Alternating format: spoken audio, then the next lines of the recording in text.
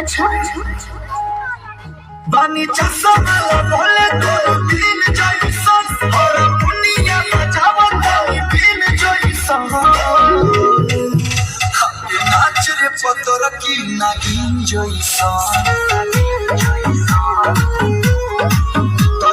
नाच रे पतर की नागिन जैसन